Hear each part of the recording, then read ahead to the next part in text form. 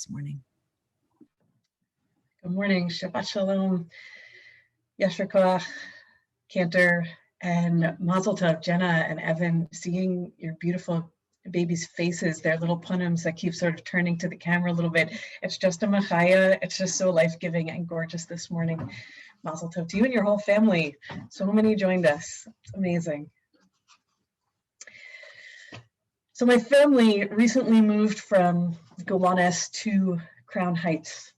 So we became avid users of the Buy Nothing Facebook group for our old neighborhood.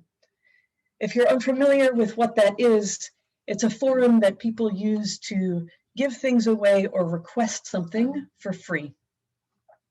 It's a way for communities to share what they have, make less waste, and offload things they're done with that might find a new home with someone who needs it. We used it to rehome some furniture, a few toys, some paper goods, and a whole bunch of other things that weren't going to come to the new apartment. Then this week, someone made a post there that stopped me cold. A woman wrote, "I wonder if this is the right place for my post, so please feel free to delete. As an Asian older woman, can I reach out to this group to ask for the gift of walking with me? I feel pretty safe in this neighborhood, but there are times when it's quieter or darker. If I should feel the need to have another person just walk with me doing errands, is it okay to reach out here? I guess it's the gift of accompanying." She continues, "Preferably a non-Asian person, because whoever it is has to walk back alone. Thank you." The free gift that she hoped to find among strangers: safety, freedom from fear, protection from someone attacking her because she's Asian, is a woman, is vulnerable, is a target. She doesn't ever explicitly in her post give context or say why, but the readers understand. She calls it the gift of accompanying. And it seems like the very highest level of giving that we can all do right now. And also, it is disturbing at the highest level that on a Facebook page, which is meant to help somebody find themselves a new water pitcher or a wacky painting or 500 paper clips, this woman arrived gently asking for the free gift of human armor so she may walk in her neighborhood without being attacked.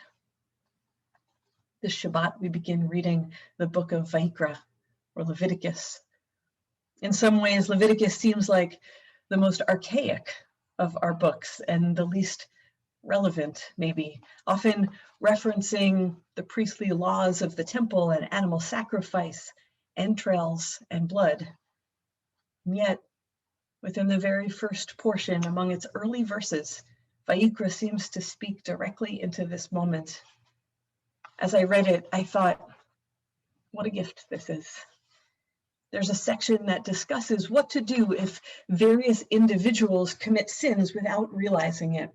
And it includes this: Ve'im kol adat Yisrael yishgu, v'ne'elam davar me'enei hakahal. If the whole community of Israel has erred, yishgu, and the matter is unseen, ne'elam, by the congregation, and they do any of the things by which God's commandments ought not to be done, and then they realize their guilt.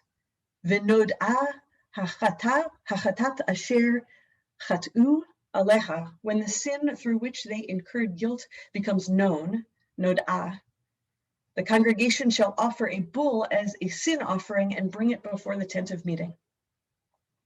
To put these two verses a little bit more simply, when a body of people enact a collective sin, and up until a certain point, that sin was ne'elam, invisible to them. And then they realize that their actions are sinful. They need to fix it. And then the text gives explicit instruction on how to fix it. With this text, we encounter the idea that kol edah, an entire community, can be responsible for bad action as a collective. This past week, when one man sought out and deliberately aimed his weapon at Asian women, he obviously committed a heinous and racist crime, and he must be held accountable for it. And also, we know the pervasive racism in this country that strengthened his hand and incubates this kind of hate is a communal sin and responsibility. For more than a year, people holding the highest offices in our land have aggressively mocked and blamed Asian people for COVID. Bigotry against Asian and Pacific Islanders have increased by more than 150% in the past year, with 3,795 hate crimes against Asian Americans since last March. This growing racism has been a bubbling cauldron of dangerous incitement right in front of our eyes. And of course, anti-Asian bigotry is not new. One of the effects of the increased attacks has been that Asian Americans and Pacific Islanders have been bravely writing about their experiences growing up Asian in this country. Like Rebecca Kuss, an Asian Jewish woman who shared that she was harassed all through her childhood in such destructive ways that she would explain away her Korean identity by leaning on her Jewish identity, even as her own Jewish Korean mother was denied a place on the bima at Rebecca's own bat mitzvah. Her body, her food, and her family were sources of derision instead of pride. So what do? We start by mourning. Yesterday, we stood on the steps of CBE in silence for 8 minutes for each of the 8 people who were murdered in Atlanta. And then, as Rabbi Timona reminded us there, we raise our voices. We stand up and speak. Ours is a community with many Asian and Pacific Islander members and family of members. So first we say, we who are not Asian, like I am not, say, I see you are in pain right now. And your pain is also my pain because we are family, or we are community, or we are still strangers, but your life and safety is important to me as we share this Jewish home or this Brooklyn home.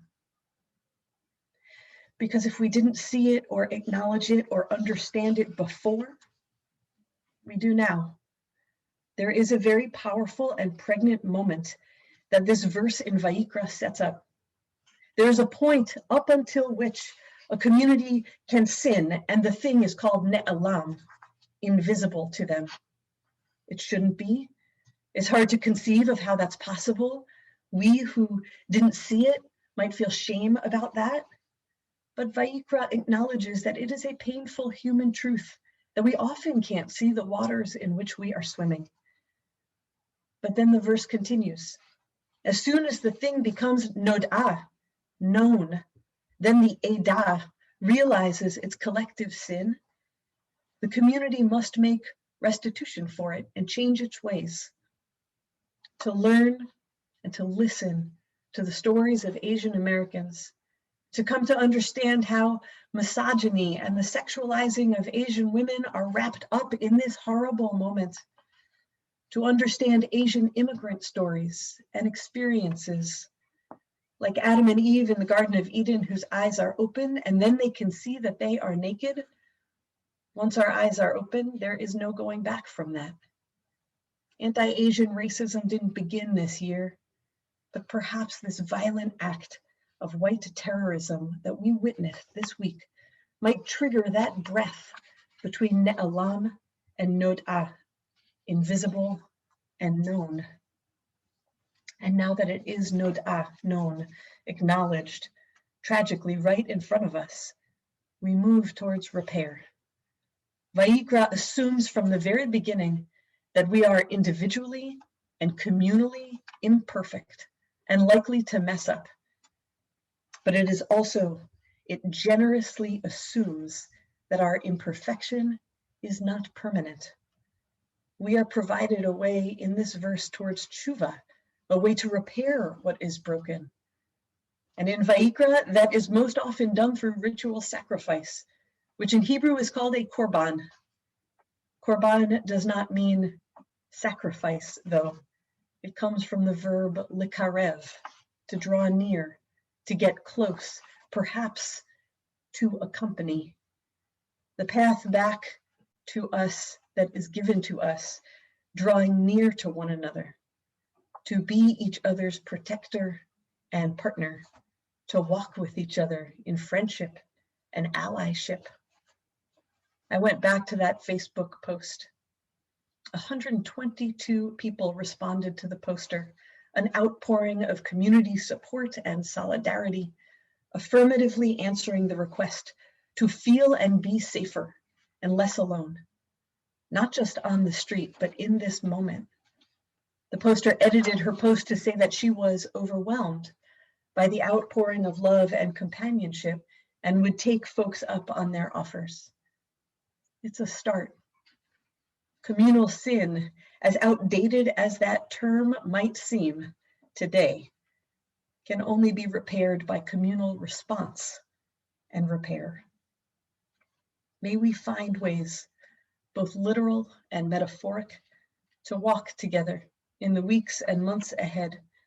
May we accompany one another toward safety, toward dismantling anti-Asian hatred, the dismantling of all bigotry and racism and misogyny and dehumanization. And may all of those in pain right now know healing and the blessing of solidarity. Amen.